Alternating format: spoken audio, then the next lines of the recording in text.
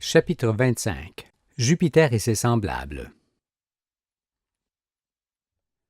La raison d'être d'une étoile est de donner naissance à un monde vivant, au sommet duquel Dieu crée l'homme, pour que l'homme soit son temple, où il habite.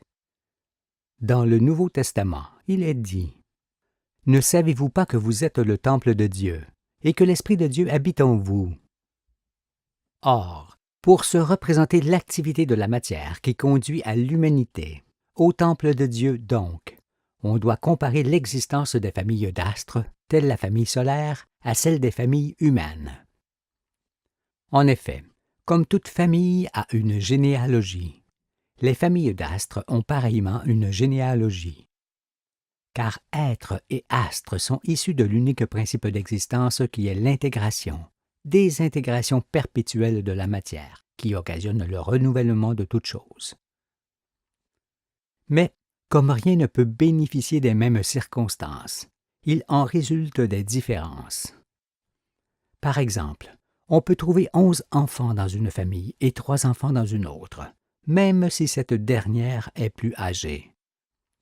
Il y a également des adoptions possibles. Tous les enfants n'ont pas une taille unique ni un aspect semblable, car, de 2 frères, le plus jeune peut être le plus grand. Cela vaut aussi pour les astres.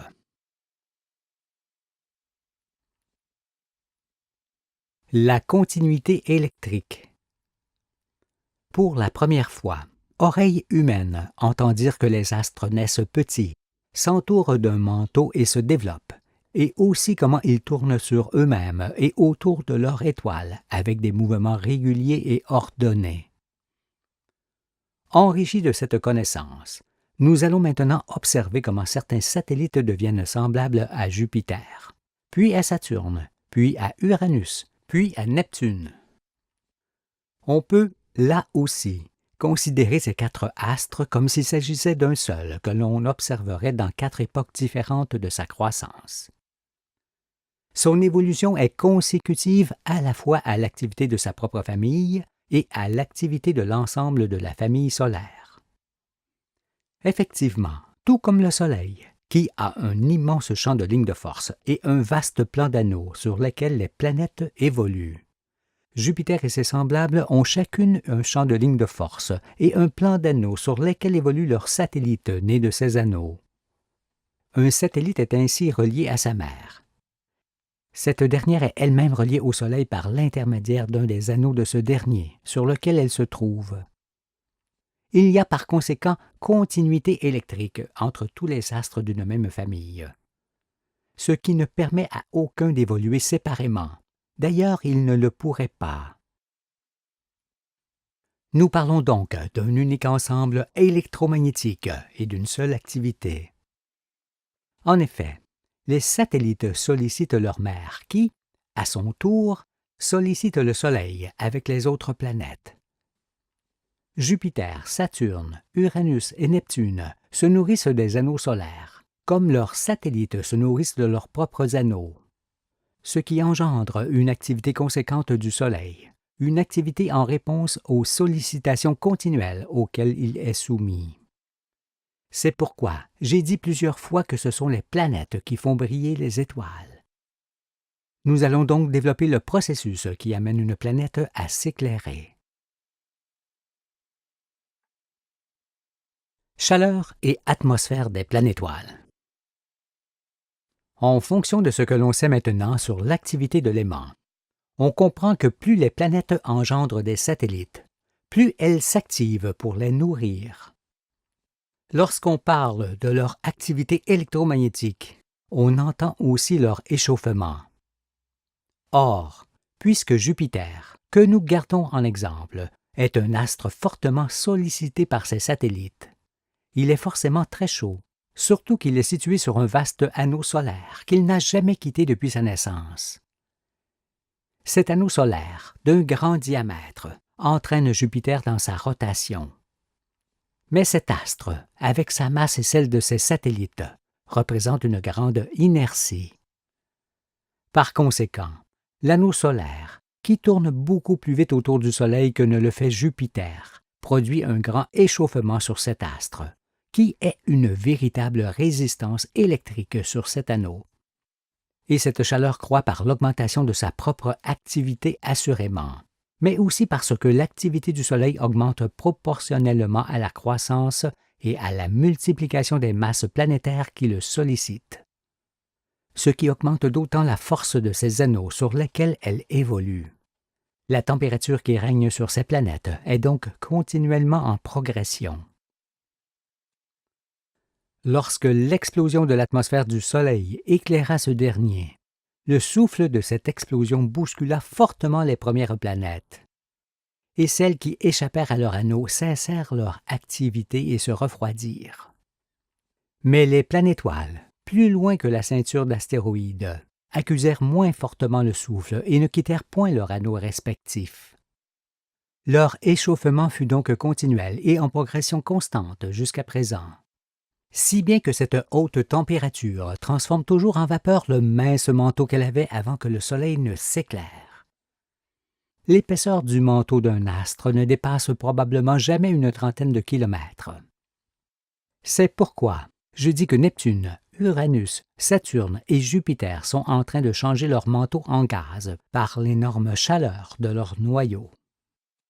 Viendra un jour où il ne restera plus qu'une mer en fusion, qui sera directement en contact avec leur atmosphère. Et lorsqu'il en est ainsi sur une planète, celle-ci est sur le point de devenir une nova. Neptune, la plus âgée, est certainement la plus proche de ce moment, alors que Jupiter, la plus jeune, en est encore très éloignée. Ainsi, les gigantesques atmosphères des planétoiles sont dues à l'intense production de gaz qui crée un volcanisme effréné, mais aussi à l'eau qui leur est parvenue de l'ancienne atmosphère du Soleil. En effet, nous verrons que les gaz de l'atmosphère du Soleil explosèrent et qu'une partie de cette atmosphère se déploya dans l'espace sous forme de couronne au sein de laquelle les astres évoluèrent tour à tour. Je le dis déjà, ce phénomène est l'origine de l'eau de la Terre. Mais cette couronne fut un apport d'eau plus considérable encore pour les planétoiles qui ne bougèrent point de leur place. Et cette eau se trouve dans leur atmosphère, mélangée aux autres gaz qu'elles produisent par elles-mêmes. On comprend aisément que si la chaleur du noyau de ces astres ne se faisait directement sentir dans l'épaisseur de l'atmosphère, les gaz qui la constituent se liquéfieraient forcément et tomberaient sur le sol, où ils formeraient un océan de glace. On est alors obligé d'en conclure que Jupiter, Saturne, Uranus et Neptune ne peuvent plus avoir un manteau semblable à celui de la Terre, qui isole le noyau de l'atmosphère. Non, l'aspect de ces énormes masses d'air indique formellement qu'une forte chaleur règne en elles, et qui ne pourrait être avec un épais manteau isolant. Par conséquent, puisque l'atmosphère de ces astres est formée d'aussi abondants nuages, alors qu'il fait très froid dans leur parage, c'est que l'immense chaleur du noyau se fait sentir très haut. Expliquons pourquoi il en est ainsi.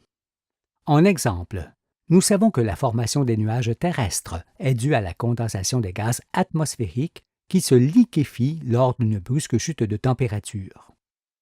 Car l'eau est un corps qui passe de l'état gazeux, l'air, à l'état liquide, la mer, puis à l'état cristallin, la glace, lorsque la température chute, et inversement lorsque la température croît. Ce changement d'état est le cycle complet de l'eau qui occasionne la pluie, la neige, la glace ainsi que des pressions et des dépressions dans l'atmosphère.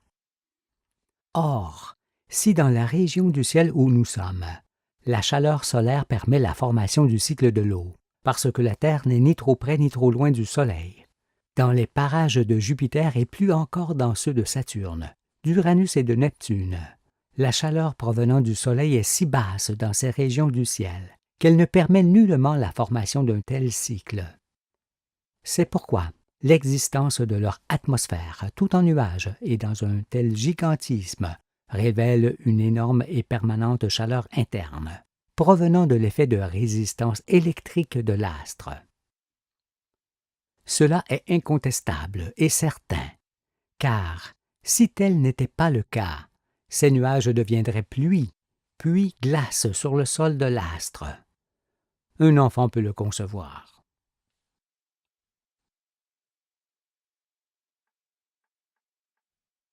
La tache ovale de Jupiter. Depuis la Terre, nous pouvons observer l'atmosphère géante des planétoiles, et plus particulièrement celle de Jupiter, au bord de laquelle nous discernons une tache permanente, rouge et ovale. Ces atmosphères sont toutes constituées de bandes claires et sombres que l'on distingue sur leur disque. Pour comprendre pourquoi il en est ainsi, sachons d'abord que, dans sa rotation, l'astre entraîne son immense magnétosphère qui, de la sorte, est plus ou moins vrillée. Ainsi, un corps venant du ciel ne peut tomber d'une façon absolument verticale.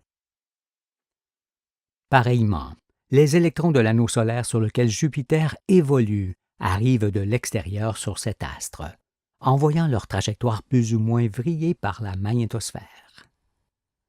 Cela étant, l'anneau solaire qui s'engouffre dans l'atmosphère se déforme et ne constitue plus un cercle parfait à l'approche de l'astre.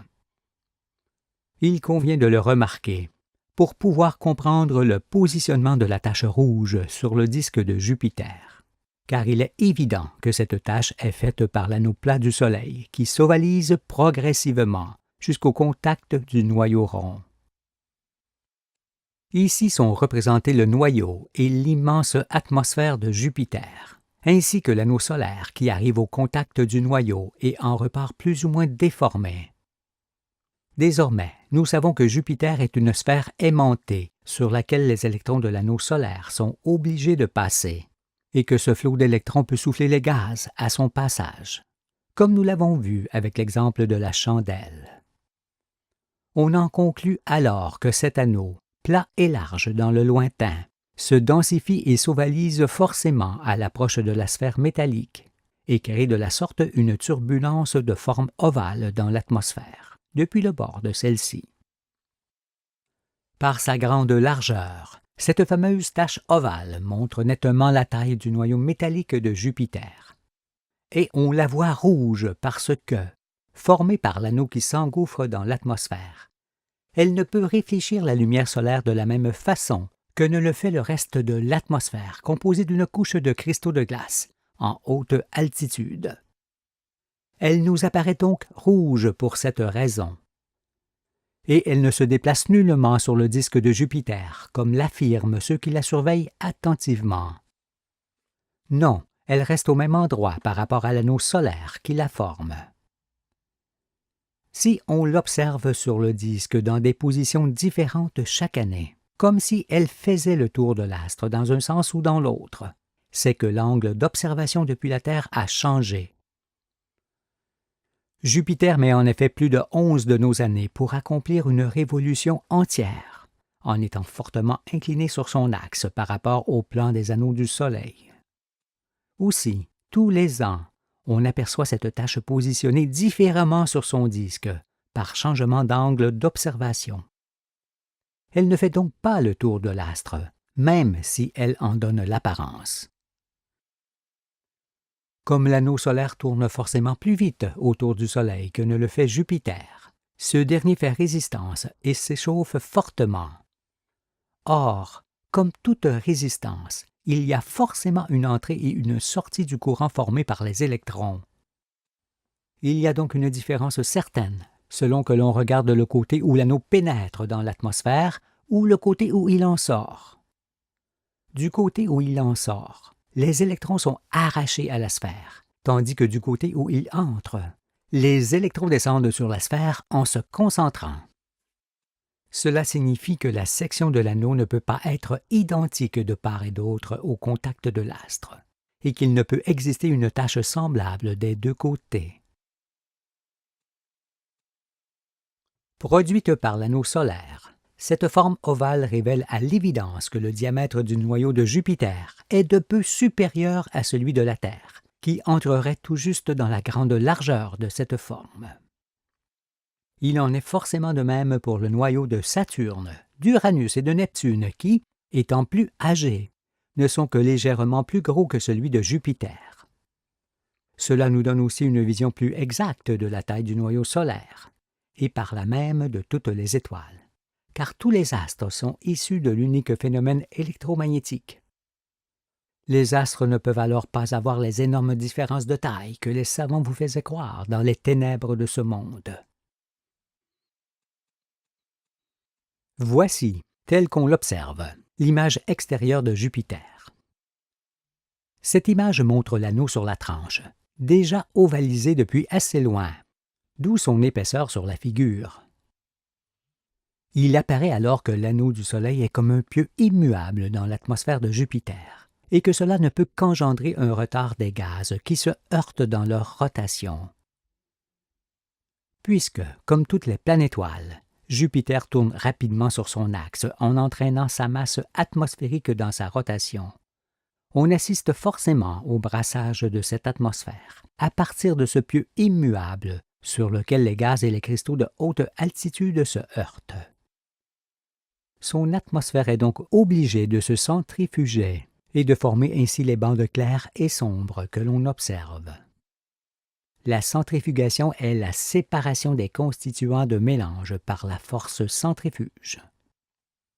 Ces bandes en sont la conséquence, car elles résultent de la séparation des gaz liquéfiés sous forme de brouillard ou de cristaux en haute altitude, et auxquels gaz se mélangent les fumées et les poussières provenant de l'intense volcanisme qui règne sur cet astre.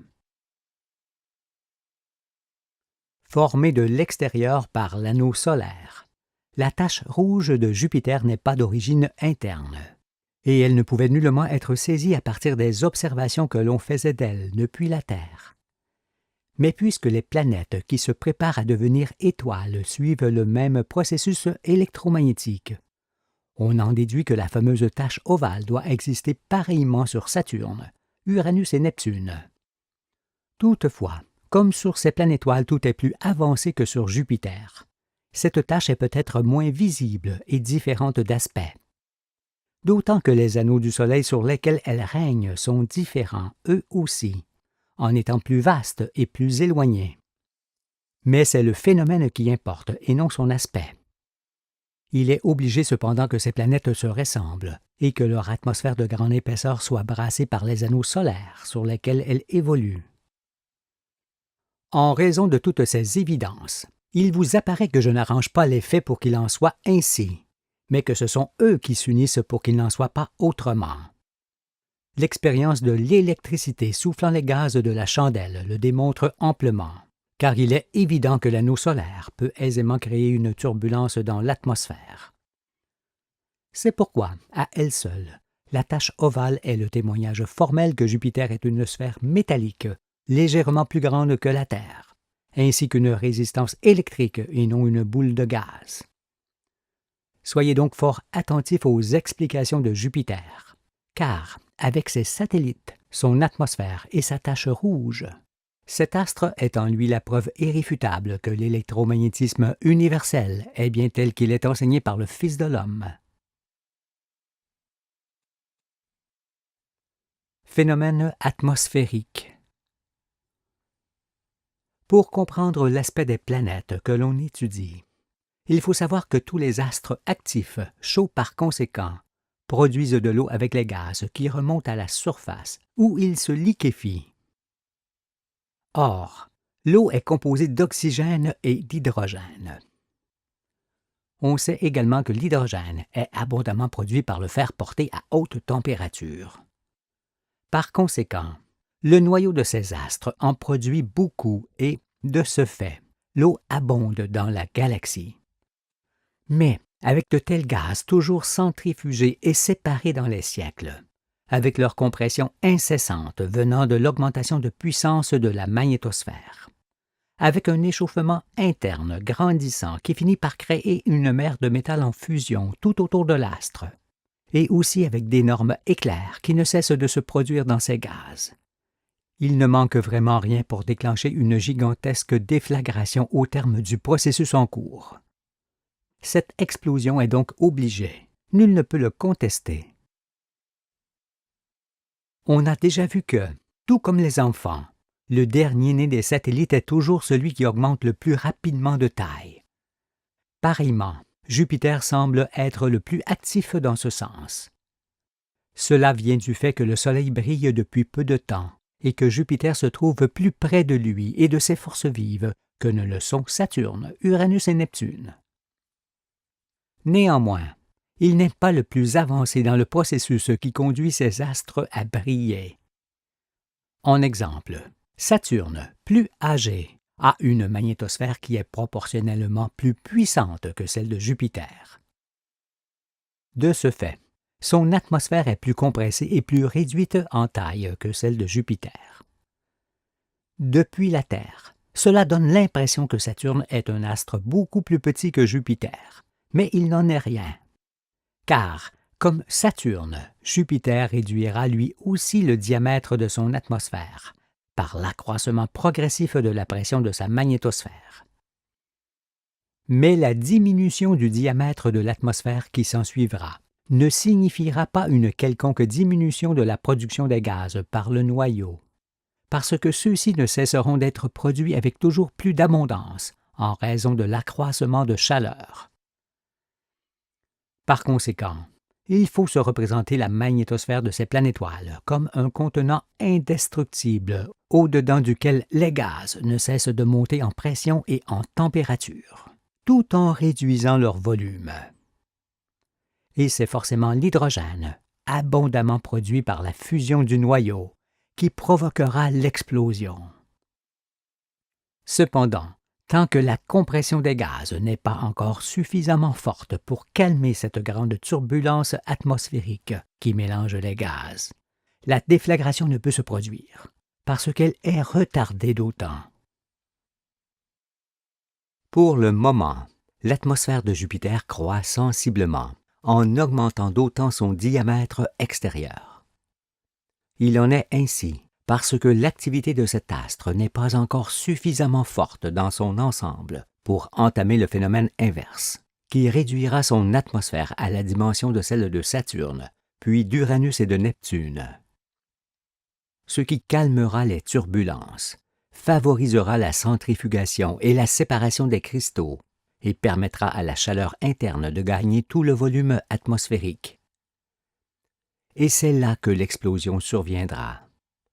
Mais, pour l'instant, Jupiter est encore fort loin de ce moment où il brillera.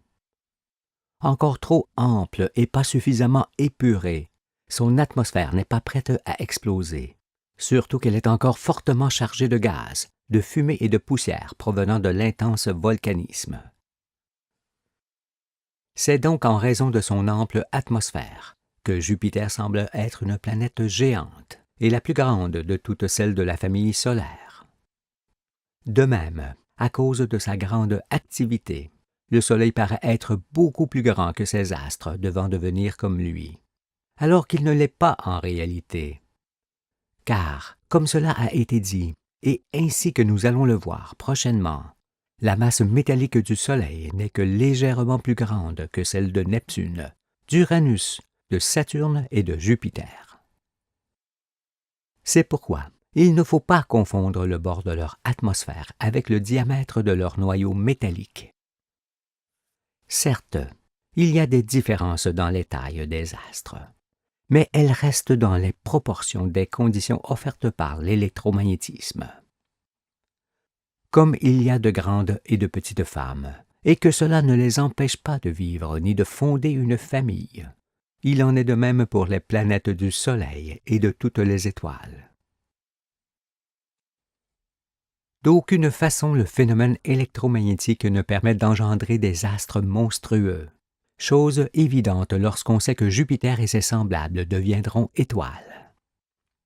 Par la suite, nous verrons pourquoi le diamètre apparent des étoiles est de plus en plus grand en allant vers le cœur de la galaxie. Pour l'instant, et pour bien saisir ce que sera l'évolution de Jupiter dans le ciel, pensez constamment qu'au bout de la lignée qu'il forme avec Saturne, Uranus et Neptune, on peut ajouter le Soleil qui fut ce qu'ils sont aujourd'hui.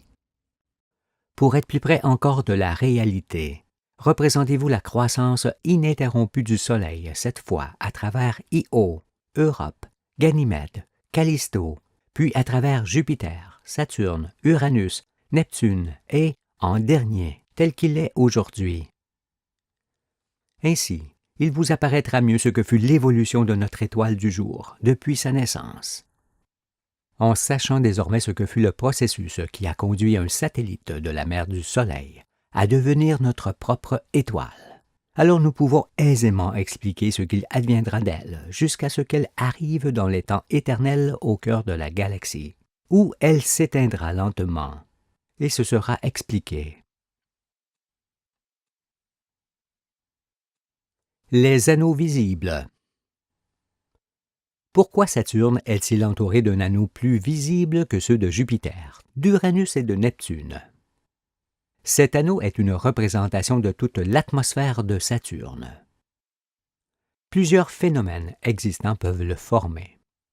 Pour comprendre, revenons à Jupiter. Il est en effet possible qu'en sortant de l'atmosphère, l'anneau solaire, qui forme la tache ovale, entraîne de petites quantités de gaz dans l'espace. La force centrifuge exercée par la rotation de l'astre mettrait alors ces matières facilement en orbite sur le premier anneau d'électrons qui les entraînerait dans son mouvement, ce qui marquerait la fin de la naissance des satellites. Cela serait semblable pour l'anneau de Saturne qui, toutefois, peut avoir une autre origine. C'est-à-dire qu'autrefois son atmosphère était si grande qu'il est possible que le bord ait été léché par le premier anneau d'électrons de cet astre. Cet anneau aurait ainsi absorbé une grande quantité de l'atmosphère et serait devenu visible. Puis il se serait écarté progressivement de cette atmosphère, pendant que celle-ci se comprimait, ce qui aurait augmenté peu à peu l'écart qui les séparait. Peut-être que Jupiter connaîtra également le même processus.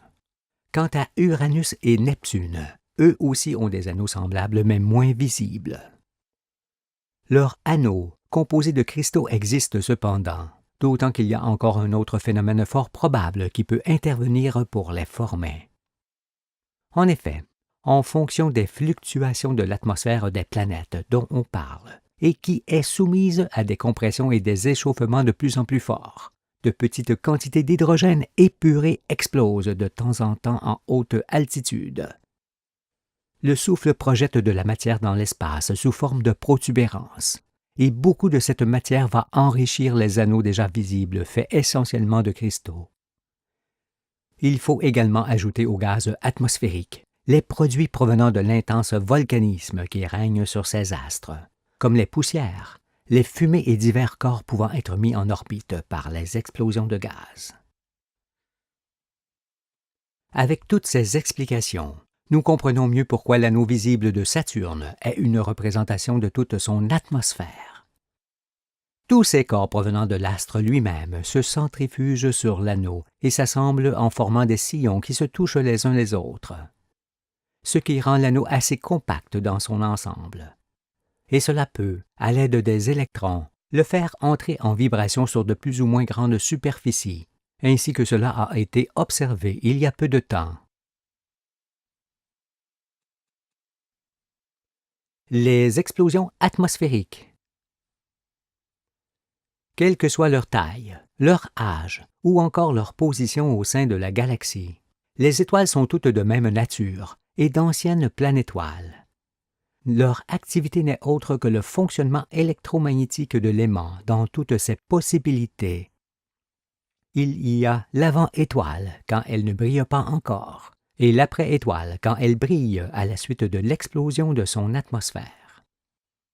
Puisqu'on sait maintenant que le noyau des planétoiles est du ferro-nickel, dont la surface en fusion produit de grandes quantités d'hydrogène, il suffit d'observer l'atmosphère de ces astres pour voir qu'elle se prépare à exploser. Il est en effet impossible que les gaz produits continuellement se séparent, se compriment et s'échauffent toujours plus, sans qu'une immense et longue explosion n'y mette un terme. On voit ici le noyau de l'une de ces planètes, ainsi que son atmosphère qui est comprimée et contenue par la magnétosphère. L'immense chaleur qui remonte du noyau participe aussi à cette compression. Il est évident que dans de telles atmosphères composées d'aussi abondants nuages, les pluies sont incessantes et ne parviennent probablement pas à atteindre le sol sans être à nouveau vaporisées. Mais puisqu'il s'agit d'une couronne de gaz allant exploser, le cœur de cette explosion se trouvera obligatoirement tout autour de celle-ci, comme le montre le croquis. Les particules se propulseront donc dans deux sens opposés. Toutes celles qui se trouvent à l'intérieur du trait discontinu seront projetées vers le noyau métallique qu'elles attaqueront en éclairant l'étoile, tandis que toutes celles qui se trouveront à l'extérieur de ce trait seront projetées vers l'espace en entraînant le restant atmosphérique qui n'aura pas explosé.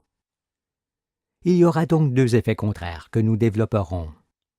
Nous aurons ainsi une connaissance parfaite de la famille solaire et de tout l'univers. Pour l'instant, retenons qu'une partie seulement de l'atmosphère sera vivement propulsée du côté de l'espace par le souffle de l'explosion. Au début du phénomène, cet immense nuage aura un aspect comparable à celui d'un globe. Mais en raison de la rotation de l'astre qui lui a donné naissance et de la magnétosphère qui se fait sentir à l'infini, ce nuage deviendra progressivement une couronne qui augmentera de surface et de diamètre en s'éloignant. Si l'on parle de Jupiter qui s'éclaire, ce nuage de vapeur d'eau sera illuminé par le Soleil certes, mais aussi par Jupiter lui-même qui sera la nouvelle étoile qui brillera au centre. Cela étant, ce nuage éclairé par deux étoiles sera visible de fort loin et pendant de nombreux siècles.